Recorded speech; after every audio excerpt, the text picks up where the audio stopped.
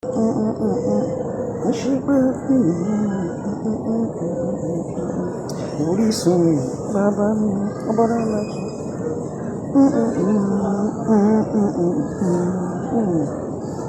there, yo. How not did? We soon. Obaro logo. We still a bell.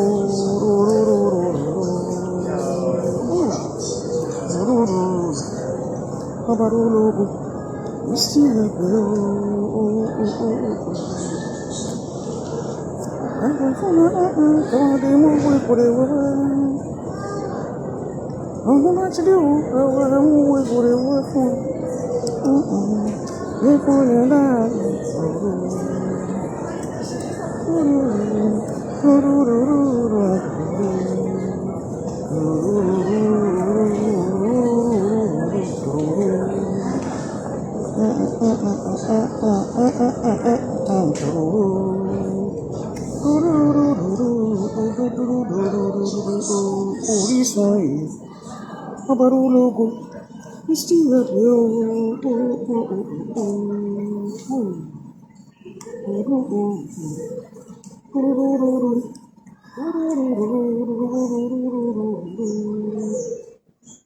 Hello guys, happy new week to you all beautiful people. How are you all doing? Yes, my topic this morning, because I'm not going to stay long here. Yes, well, inshallah, I'm not going to stay long. My topic this morning, you don't always have to prove yourself to people. No, you don't have to prove yourself to them. Because at times, no matter what you say, no matter what you do, no matter your situation, when you are trying to prove yourself to them, it's like you're just wasting your time. You don't always have to prove yourself to people. No, you don't have it. When they say you don't have this, like I said in the other page, when they are talking, you don't have this, you don't have that. You don't have to bring in, go and be bringing them out for them to know that you have it. You don't have to do that. No. You don't have to prove yourself to people. You don't always have to prove yourself to people. No. Because they don't deserve it. Even when you are talking, I said it in the other page. When you are talking, anywhere you are, maybe in the gathering, in anywhere, ó ti sọ tẹ́lẹ̀ mọ́ náwọn kan wà agbẹ́kùlérè tí òun ni wọ́n inú wọn máa bàjẹ́ lọ́jọ́ alẹ́ wọn ni inú wọn máa bàjẹ́ because the environment that they came from, the family that they came from, yes, when you came from many wives, please, no matter when you actually were educated, the attitude and character, you will see it in him or her. Yes. Whenever you say something, whenever you do something, and people are, they are thinking you are talking to them, you don't have to prove yourself to them that you are not talking to them. They can take it as they want to take it. It's not a fucking business. Yes. Because that is the way they do. When they are their co-wives, they will go and tell their mother. That is the way they do. That is the way they raise them. Yes. And that thing will surely be, yes, their mentality. They'll be taking it up and down. Yes, you don't have to prove yourself to anyone. You don't have to prove yourself. You don't have to show your worth. You don't have to let people know who you are. Yes, you cannot be telling us you have this, you have that. No, we don't want to know. It's that you have it for your life. Because you have your life to live. Every one of us has his or her own life to live. You don't have to prove yourself. You don't always have to prove yourself to people. Yes, they don't deserve it. You put them where they belong to. Even when you are wearing one clothes, one shoe, they begin to say that you are doing this, you are doing that. You don't have clothes, you don't have shoes, you don't have anything. That is their own cup of tea. You don't have to start bringing bags, bringing shoes, and let them know you have. No. You don't have to prove yourself to people. When you have shoes, when you have bag, you have it for yourself. It's for your own good. You have your life to live. Every one of us have this our own life to live. You don't have to prove yourself to people. No, you don't always have to prove who you are to people. Even when some people, they can be looking down on you because they are seeing you. Maybe one real lórí afẹ́fẹ́, at one part they are looking down on you. Yes. You know what? Me, one aṣọ ńlá kọ́ léèyàn ńlá. Some people, when you see them, they will just put on t-shirt. That t-shirt, so they get $10. But the wristwatch and the necklace and the earring in their hand. Now, all this paroof they are doing is the gold and the diamond they are emulating, imitation. Yes. But when you see that person, the wristwatch, the bangles tó lò, then the necklace tó lò, àti earring tó lò, ó máa pariwo. Yes, you will know this one is not your mate. It's not your mother's straight mate. Yes. You may be seeing someone, lórí afẹ́fẹ́, because I do say it. Don't judge people the way you see people. No. O lè rẹ́ lómi kókò máa wá pẹ̀lú aṣọ kan lójoojúmọ́. But he or she knows. They know their words. Oh yes. They know their words. Mr. Kenken, you man, you're welcome on board. How is the family? How was your weekend, man? How was your night, man? I'm talking about you don't have to prove yourself to people. You don't have to. No. You don't always have to prove yourself to people. They don't deserve it. Yes. Even when you're talking in the family, when you're talking anywhere, they think you are talking to them. To hell with them. You don't have to prove who you are to them. Yes. When people say they don't want to, I won't come out.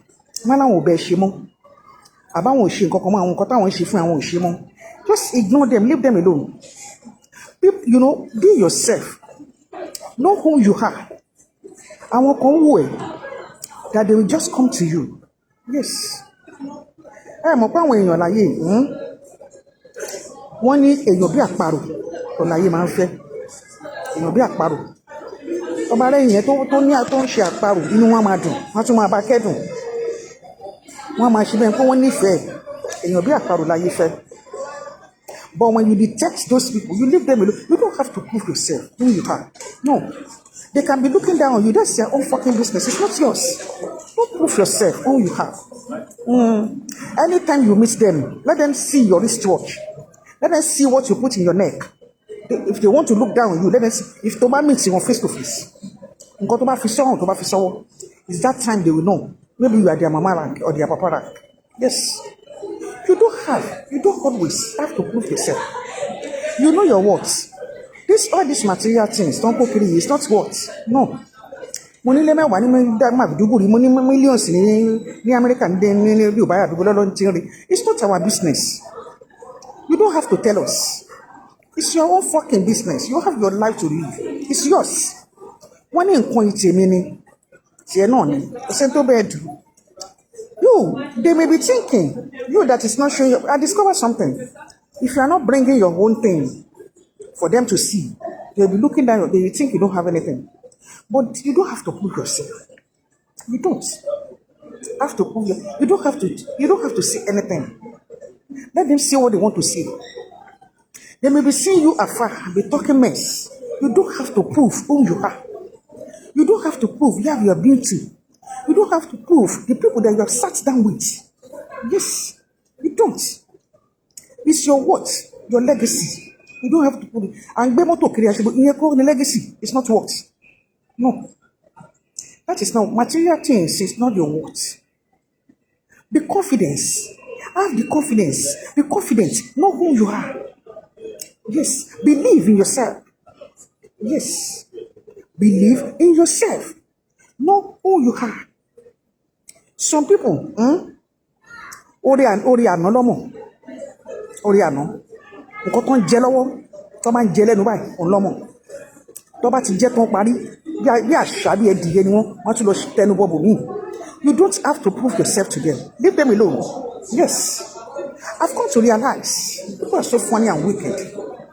Yes. But you don't have to prove who you are for them. Leave them alone. Let them do what they want to do. Yes. Let them be, this life, when you are doing something, you may be doing it alone. You just helping hand. You just see anyone. You may not know how to do it. You may not be good in it. Just continue to be doing what you are doing. Anyone you know, do it. Rome was not built in a day. They may be making jest of you, making mockery. Yes, and be criticizing. It doesn't concern you. You don't have to prove who you are. Nǹkan tó mọ̀ ẹ́ mọ̀ yẹn ló mọ̀. Nǹkan tó mọ̀ àbíbi tó ti dé ní, they don't know it. Nǹkan tó gbé dání, they don't know it. So you don't have to prove who you are to them. Let them be looking down on you. You don't have to. Some people, they don't care. Tí wọ́n ṣá ni pé kò fún wọn. Tí wọ́n ṣá ni kó gbà lọ́wọ́ ẹ̀. Tọ́wọ́n bá ti rí gbà ó ti dọ̀tá wọn. You don't have to prove yourself to anybody. Kò sẹ́ni tí ò ní tó ń go through. Yes, I do say it. Pé èèyàn kan wà láyé kò ní tó ń go through. Irọ́ ni. Àwọn kan make up lọ́ fi máa ń dúró lọ́ máa ṣán wọ́n jú. Lọ́ máa fi ń bo tí wọ́n mọ́lẹ̀. Kò sẹ́ni tí ò ní tó ń go through. Ẹ má dẹ́rù òkú ńlá gbárúgbó. Ìlú kan wà tó ṣì burú ju Nàìjíríà lọ. Yes, àwọn ìlú kan wà tó burú ju Nàìjíríà lọ.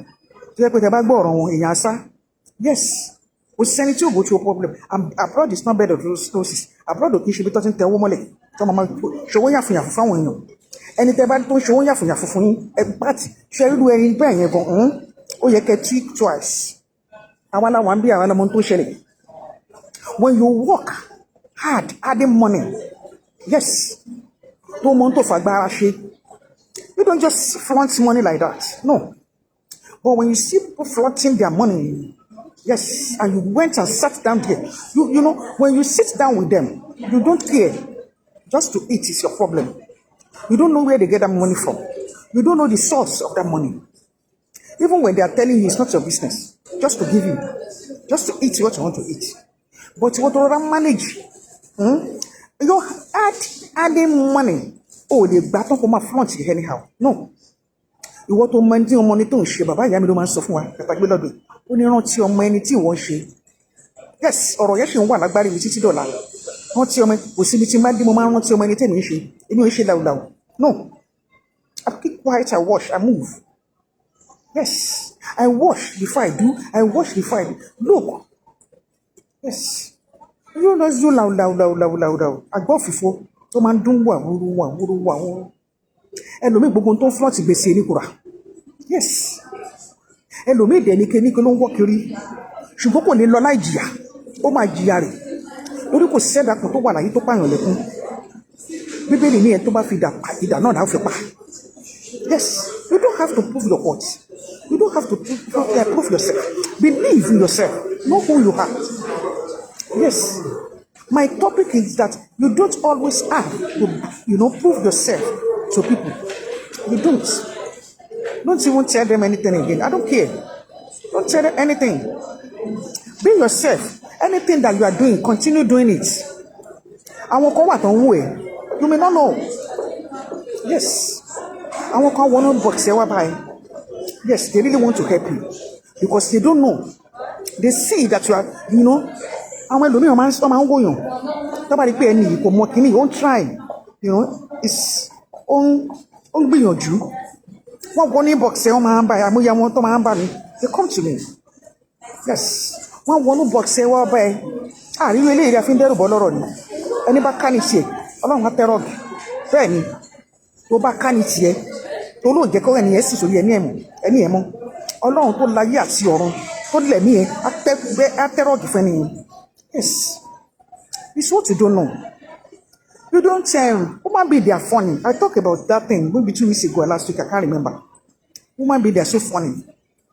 And many of them are wicked. And when we are jẹun jẹ báyìí, wọ́n máa jẹun báyìí, wọ́n sì máa fọ̀rọ̀, wọ́n máa fi ọ̀rọ̀ ẹ ṣe, wọ́n máa transfer ọ̀rọ̀ ẹ káàkiri àárín ara wọn. They don't know. When you have discernment of the spirit, you will know what they are doing. Yes. Wọ́n jẹ po ẹ, wọ́n jẹ iyọ̀ ẹ, bó ti jẹ po díẹ̀ àti iyọ̀ díẹ̀ ló ta fún wọn.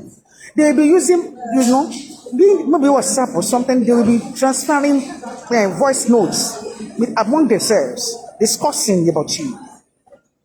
Ọlọ́run máa gbé gbogbo wọn wá fún un.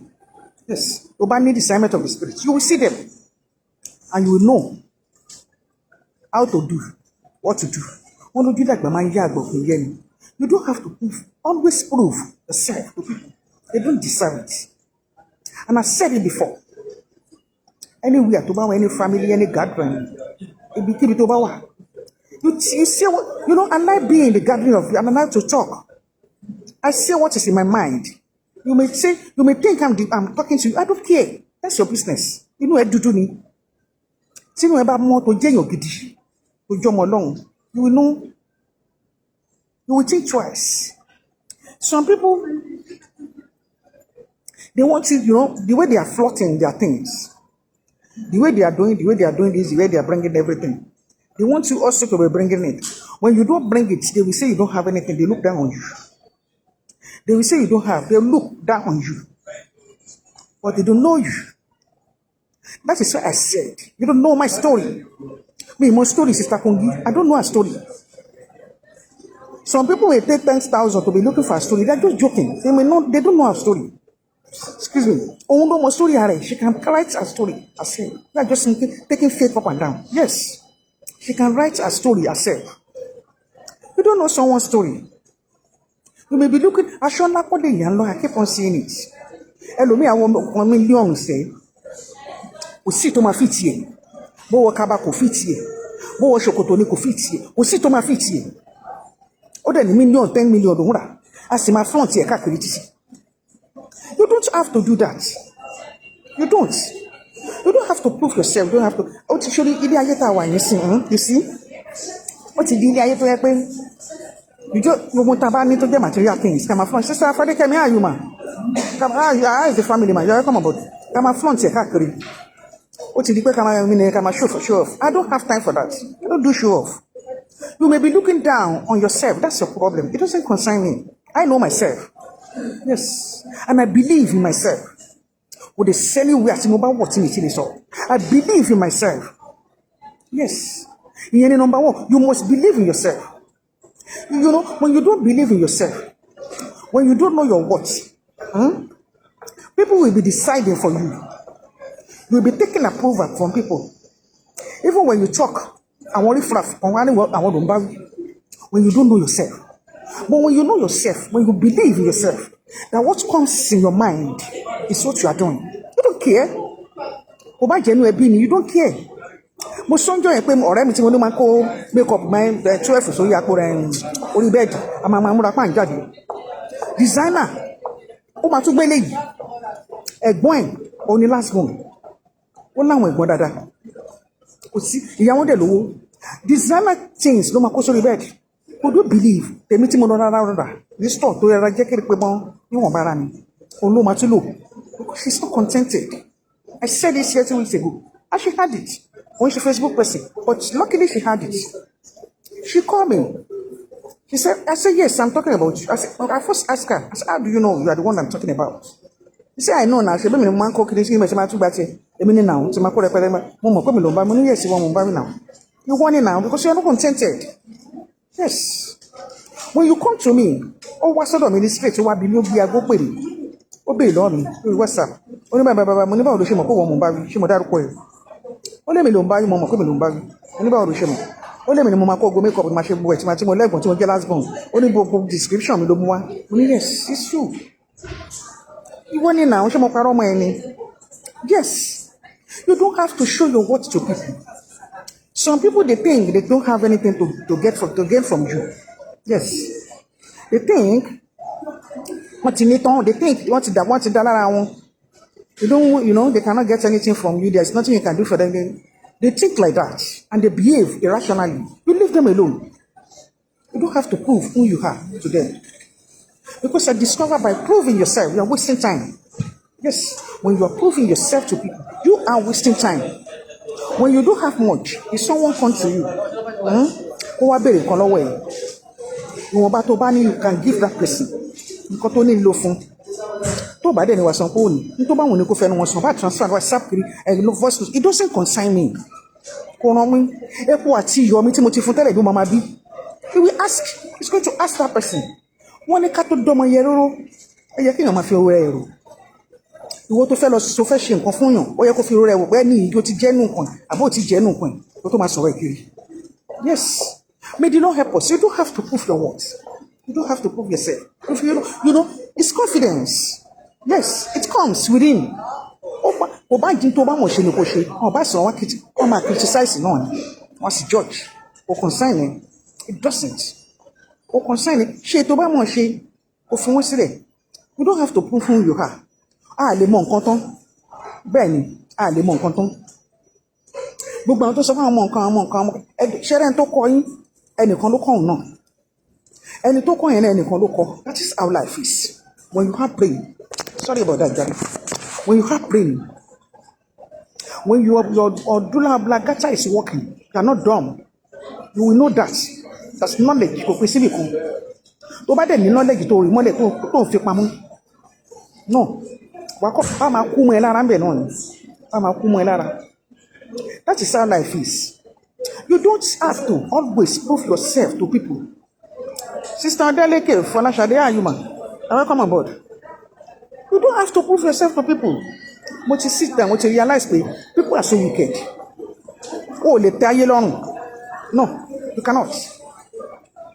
You don't have to. You know, when you be yourself, you know yourself. You don't take approval from it. You don't ask them anything. You don't. Even if they are doing something they don't want to do again, let them fuck up.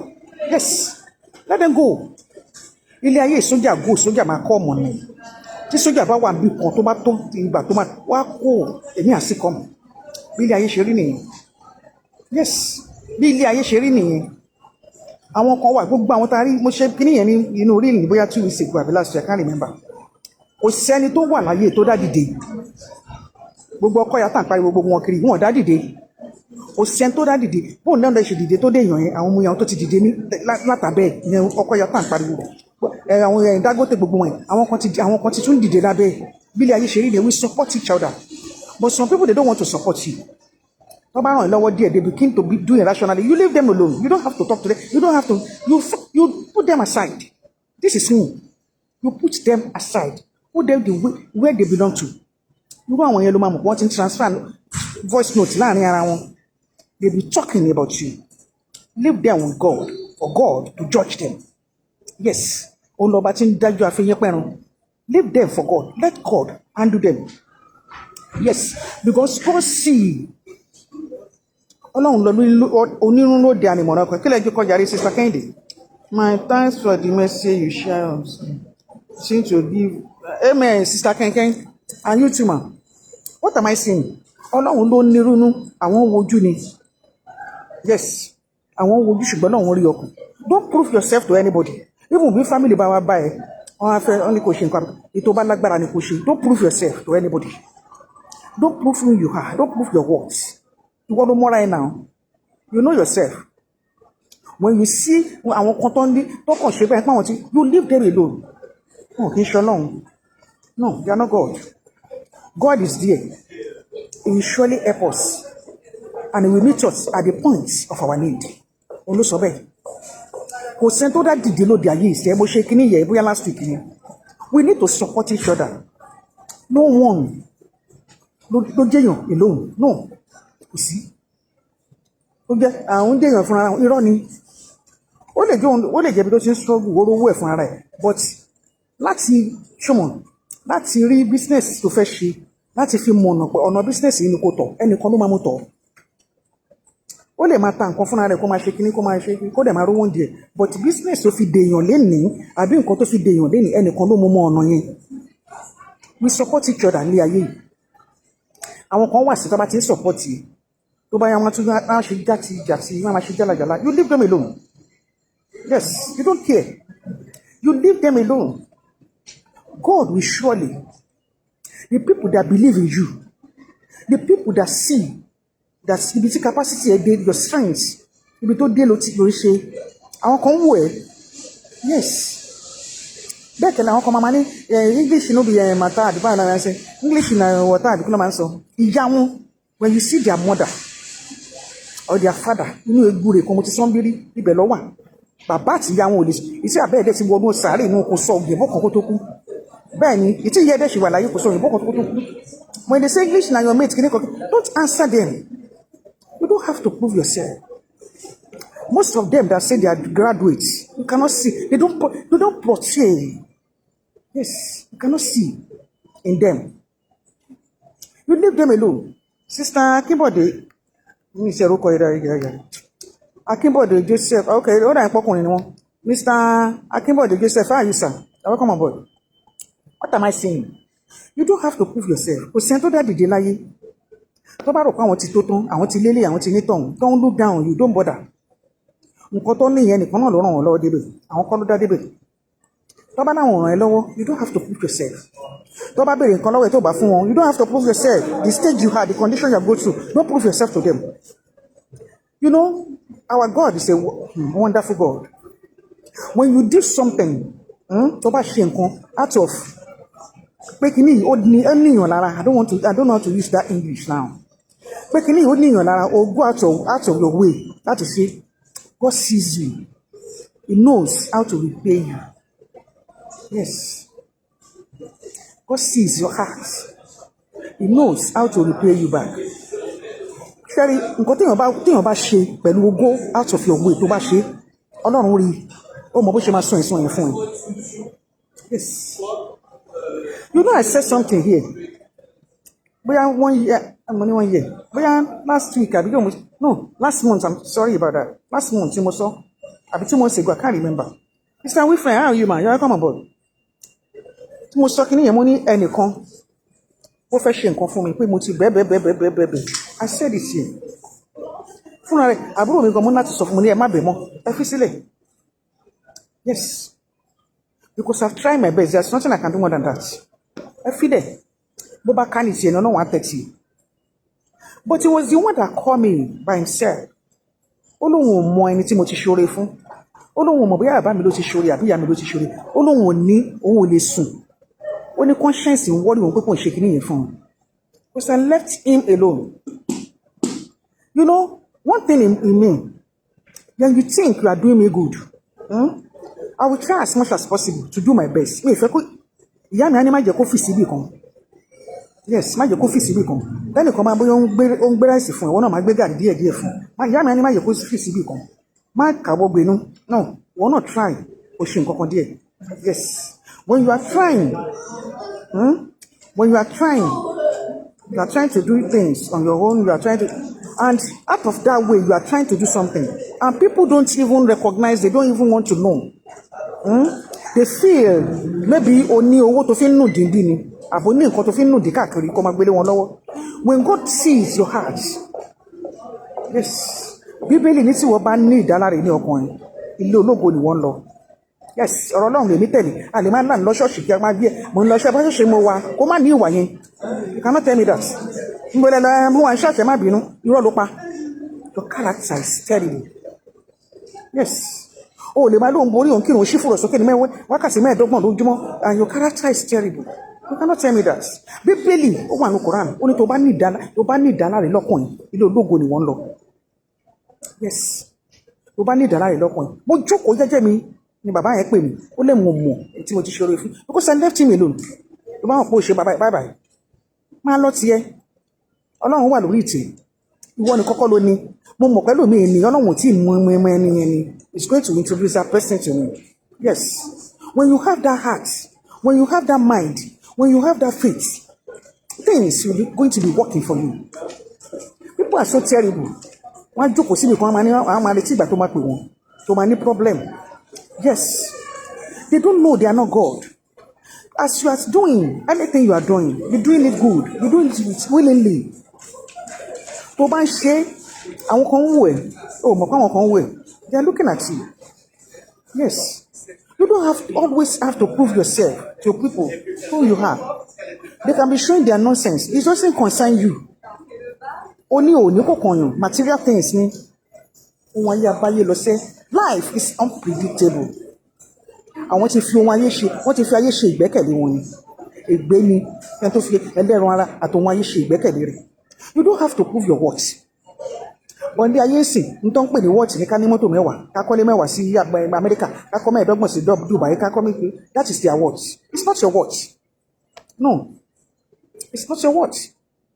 Gbogbo tó ní yẹn, if you don't tó bá ní legacy gidi, tó ní legacy gidi, tó ní genuine words, á di asán nígbà tó bá jáde láyé. Bẹ́ẹ̀ ni, all these things that you are cooking tó sọ pé wọ́n ti kò fún ti fún gbogbo èèyàn kan máa rí yìí. When you go, when you die, when there is no legacy, you don't put good legacy down. Yes, tó ní legacy gidi, tó ní wọ́n ti gidi, gbogbo ilé tó ń kọ́ kiri yẹn kan wá, tó ní wọ́n ti gidi, á di tẹni ẹlẹ́ni ni, orí àpé tó bá dọ̀run. Yes, Ọlọ́run máa jà ṣiṣẹ́ fẹ́ lòmíì. That is what I'm saying. You don't have to prove yourself to anybody. You don't always have to prove. I've done it in the past and I've made up my mind. I'm not going to do it any longer. Yes. Because people are so wicked. Their heart is so full of evil. You know what pains me most? When you have good hearts for someone. When you have good heart for someone and you discover that person his or her heart is so full of evil. It's wicked, it's jealousy, it's backbiting, enviness. When you discover, it's painful. Ó máa ń pè ènìyàn gan. Kò sí nǹkan tó dùn tó máa ń dùn jùlọ. Ó yẹ pé o fi ọkàn you love that person wholeheartedly. Ó wá rí pé ènìyàn kò ẹni bí kan ní tó ń sá fún. Ó máa dùn ẹ́. But you just have to pack him and hand him or her over to God. Yes. Ó máa back him. You handed him or her over to God. You don't have to prove yourself to anyone. You don't have to. Yes. You don't have to prove yourself to anyone. It doesn't concern you. Èmi la rí kò sẹ́dà tó mọ̀lá. Bẹ́ẹ̀ni. Pé tó máa ṣoore fún èèyàn lára èèyàn mọ́. Èèyàn gbọ́dọ̀ máa fojú dẹ́ńbẹ́lẹ́ èèyàn. Ẹlòmíì tó bá ti rí ẹ. Most especially lórí ìkànnì wa yìí. When they see you, they look down on you. They talk about it. They think you are, bọ́dọ̀ tí ń bọ̀ kìíní kan. They don't know you. You cannot talk about me. You don't know me. You don't know where I'm coming from. Yes. You don't know me. You don't know me. You cannot dictate my words. You don't know my confidence comes within me.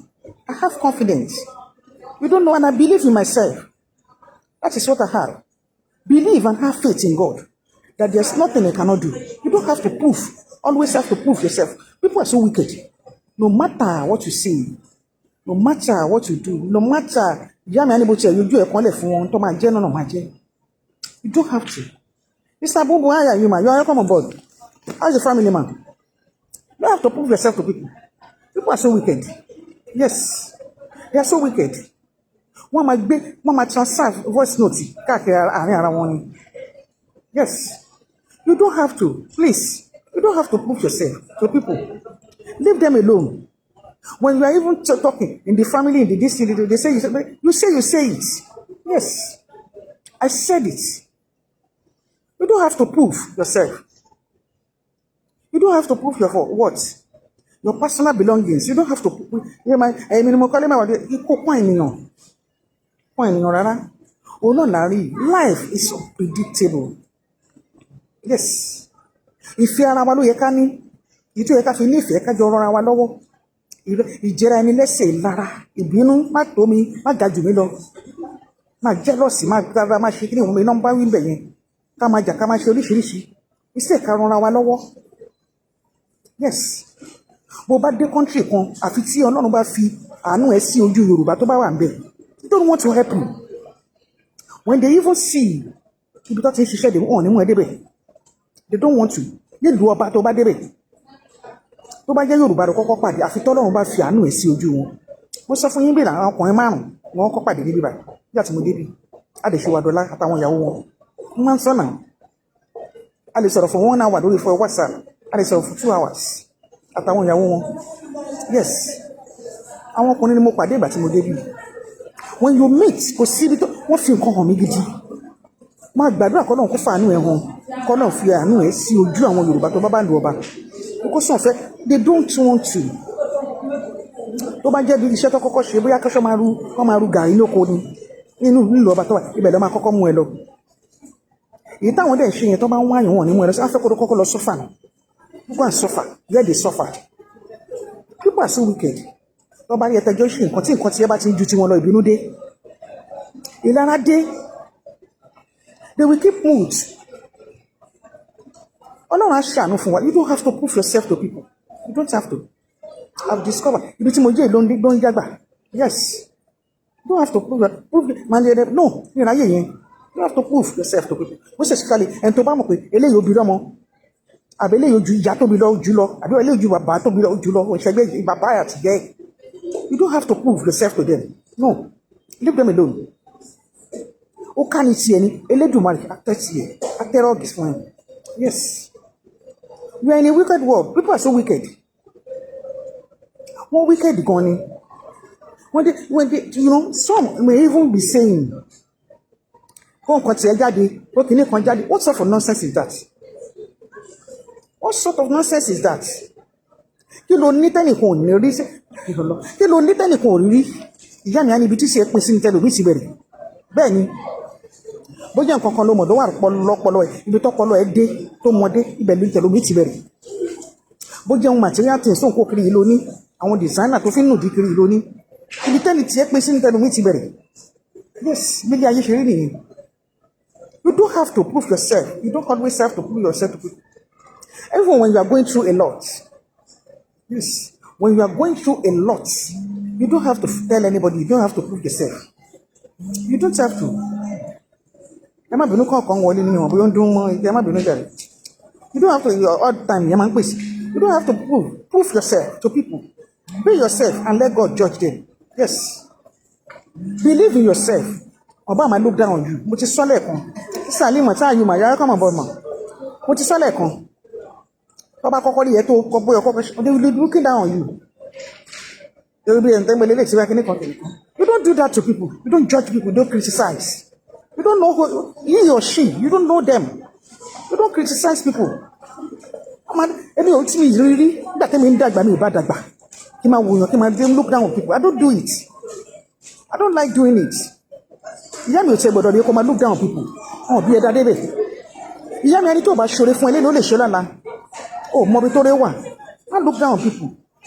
When I see you that you are doing that to me, when I sense it, or fẹ́ gbé ẹnìkan sí, or fẹ́ máa gbé, when I sense it, máa fi ẹ́ síbi tó belong sí. Ara pa ẹ́ tì sẹ́gbẹ̀ẹ́ kan. Yes. You don't do that. You don't look down on people. Àjọ ríra wọn, àjọ rẹ̀ àjọ ṣẹ̀kẹ́rẹ́ yìí ò mí pé no. Igi mú jìnnà sórí. Oníkálukú ló mọ tó dé tó àgbàrá yín sọ.